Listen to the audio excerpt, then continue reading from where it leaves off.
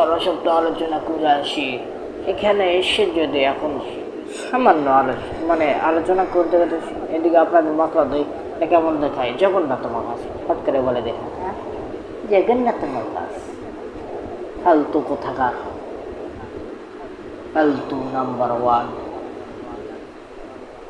এই আব্দুল্লাহ অনেক মিয়াজের সামনে তুই কথা বলছিস না? মূর্খের পরিচয় দিবি তুই, মূর্খ, এক নম্বর মূর্খ, মূর্খ। সাধারণ মানুষ হুজুরের কাছে এসে মাসলা নিতেই পারে, তুই হুজুর মানুষ, তোকে প্রাধান্য করে, তোকে সম্মানীয় হিসেবে তোর কাছে প্রশ্ন করছে, তুই উত্তর দিয়ে দে। না দিয়ে বলতেছে জঘন্যতম কাছে। এই বেটা, ভালো কিছু চাইছে, আবদার করছে, না খারাপ কিছু? কতক্ষণ ভাইয়া? আহা, ইমাম সাহেব, ক্ষতি হওয়া সস্তা? হ্যাঁ, ক্ষতি হওয়া কি সস্তা বলেন ভাইরা? ক্ষতি হওয়া এত সস্তা নয়। এখান থেকে কোরআন হাদিসের কথা হয়, এখান থেকে কোরআন কারিমের কথা মানুষদের কাছে ছড়িয়ে দেওয়া, তারা আমল করার জন্য তারা আবদার করছে কিছু প্রশ্ন, এটার উত্তর দিতে কি সমস্যা?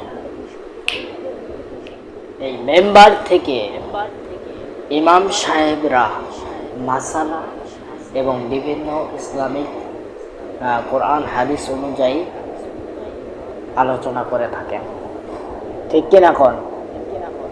এখন এই জায়গাতে যে বসে তাকে প্রাধান্য বেশি করে মানুষ। এখন সাধারণ একটা ইমাম, এই মসজিদের মনে করেন সাধারণ একটা ইমাম, এখন ইমাম সাহেবকে এখন যদি বলা হয় যে হুজুর আপনি ফতোয়াটা দেন, এটার এই মাসলা আপনি দেন, এখন এই হুজুরটা যখন মাসলা দিবেন রাখবেন, তখন অধিকাংশই কিছু মানুষ ফিতনা করবে যে কি ব্যাপার, সাধারণ ইমাম ফতোয়া দিচ্ছে, কি ব্যাপার? কিছু কিছু মানুষ, আনকোয়ালিটি মানুষ, তারা এরকম ফিতনা ভাববে। এই জন্য এখন ওই ইমাম সাহেবকে বলছে, ওই ইমাম সাহেব বলছে এইভাবে, ওই ইমাম সাহেবকে সাধারণ পাবলিক বলছে যে হুজুর আপনি যদি একটু নাই পারেন তাহলে এখানে যে বসে তাকে একটু বলে দিয়ে একটু কোরআন হাদিস অনুযায়ী মাসালাটা একটু বুঝিয়ে দিলে ভালো হয়। এই কথাটা এখন ওই ইমাম সাহেব এখন এই জায়গাতে যে বসে তাকে এখন বলছে, মেম্বারে যে বসে তাকে এখন বলছে যে হুজুর আপনি এই মাসালাটা দিয়ে এই বিষয়ে একটু সামান্য আলোচনা করলে ভালো হয়, কারণ পাবলিক জানতে চাচ্ছে। এটা তাকে মেসেজটা দিয়েছে।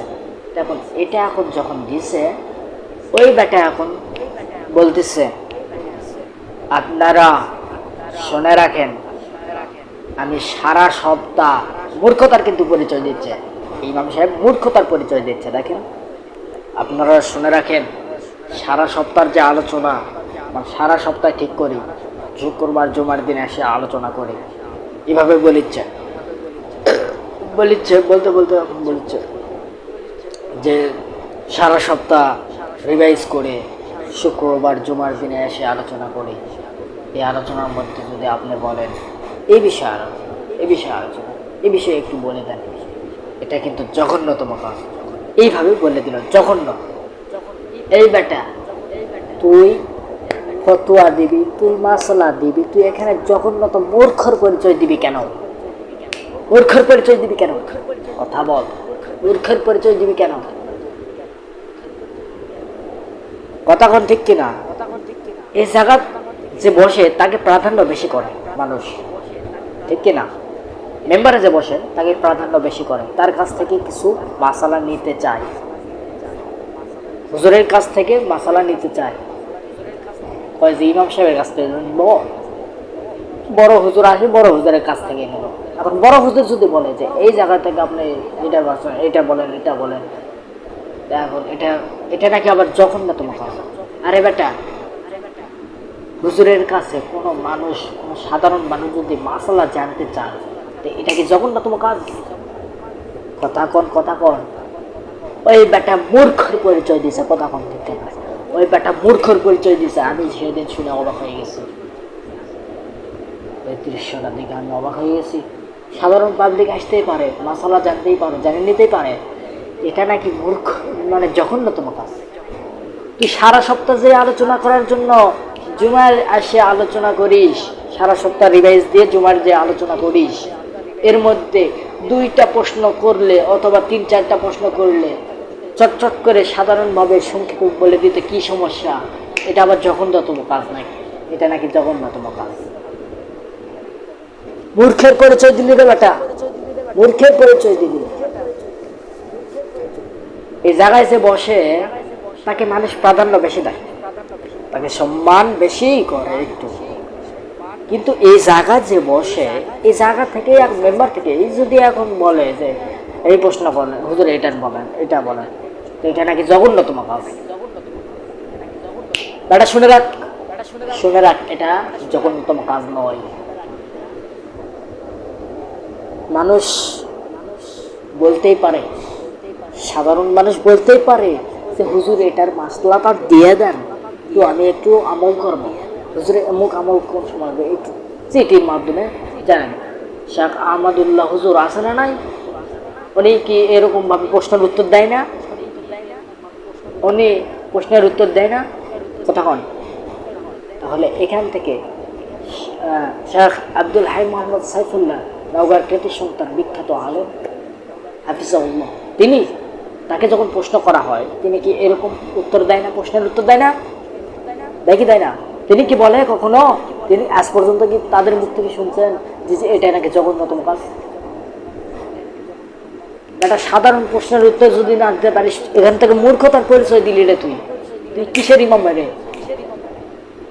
কিসের এই জায়গা থেকে বয়ান করিস? তার সাধারণ মানুষ মাসলা জানতে চায়, দিবে ফট করে, এটা না দিয়ে বলতেছেন জঘন্যতম কাজ। আমি সারা সপ্তাহ যে আলোচনা মানে মুখস্থ করে আসি, এখানে এসে আলোচনা করি। যদি আপনি এইভাবে, হ্যাঁ জঘন্যতম কাজ এটা না বলে যদি হুজুর, ওই হুজুরটি এইভাবে যদি বলতে পারতো যে আপনি প্রশ্ন করছেন, প্রশ্নের উত্তর দিতেছি, দিয়ে দিলেন, ফুরে গেল, না বলে বলতেছেন জঘন্যতম কাজ, এটা নাকি জঘন্যতম কাজ। বেটা তোর এলেম জানার তো কম আছে, এলেমের একটু ডিস্টার্ব আছে। সাধারণ মানুষ জানতে চায়, একে বেশি প্রাধান্য করে। ওই ইমাম সাহেবকে পড়ে, কিন্তু একে বেশি দেখবেন খতিব সাহেবকে একটু বেশি প্রাধান্য করে, ঠিক আছে, বেশি মহব্বত করে। তো এই ইমাম সাহেবকে করে না করা নয়, আমি না বলবো না, তাকেও করে, কিন্তু এই ইমাম সাহেবকে একটু বেশি করে, মানে এখানে মেম্বার যে বসে তাকে বেশি বড়। তো এখন সাধারণভাবে প্রশ্ন করেছে, এটার উত্তর যদি না দিতে পারিস জঘন্যতম কাজ, এটা যদি বলে যদি সময়টা কাইটা যদি নামাজের সময় হয়ে গেছে বলে যেতে পারিস, তাহলে তুই তো মূর্খের পরিচয় দিবি, মূর্খের পরিচয় দিবি, তুই মূর্খ, 1 নম্বর মূর্খ, কম মূর্খ। সাধারণ মানুষ হুজুরের কাছে এসে মাসলা নিতেই পারে, তো হুজুর মানুষ তোকে প্রাধান্য করে, তোকে সম্মানীয় হিসেবে তোর কাছে প্রশ্ন করছে, তুই উত্তর দিয়ে দে, না দিয়ে বলতেছে জঘন্যতম কাছে। এই বেটা ভালো কিছু চাইছে, আবদার করছে, না খারাপ কিছু? কতক্ষণ ভাইয়ার, আহা, ইমাম সাহেব, খতিব হওয়া সস্তা? হ্যাঁ, খতিব হওয়া কি সস্তা বলেন ভাইরা? খতিব হওয়া এত সস্তা নয়। এখান থেকে কোরআন হাদিসের কথা হয়, এখান থেকে কোরআন কারিমের কথা মানুষদের কাছে ছড়িয়ে দেওয়া, তারা আমল করার জন্য তারা আবদার করছে কিছু প্রশ্ন, এটার উত্তর দিতে কি সমস্যা?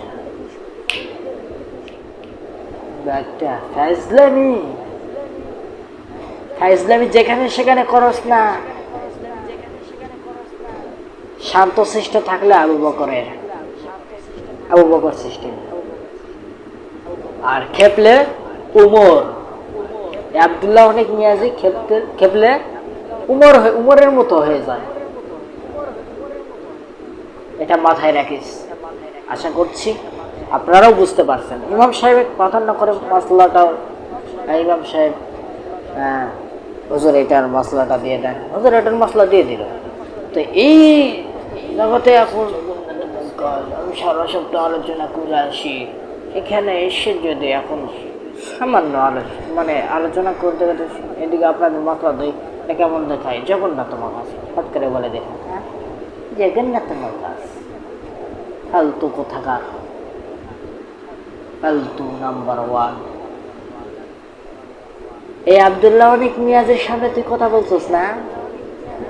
তোমার দিন আমি বসছিলাম, ঠিক আছে, আমি বসছি, আমি আলোচনা করি না ওই জায়গায় ইমাম সাহেব ওকে বলে দেওয়া হয়েছে উনি আলোচনা করতেছেন।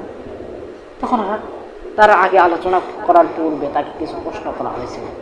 এবারে বলতেছে জঘন্য, বেটা জঘন্য, তুই জঘন্যর মতো কাজ করলি রে, তুই মূর্খের পরিচয় দিলি মেম্বার থেকে, কথা বল ঠিক কিনা? বেটা তুই চেনস না আব্দুল্লাহ অনেক মিয়াজি শান্তশিষ্ট যখন থাকে তখন আবু বকরের রূপ ধরে, যখন খেপে যায় মানে রাগান্বিত হয়ে যায় তখন ওমরের ভাব ধরে রাখে, মাথায় রাখিস।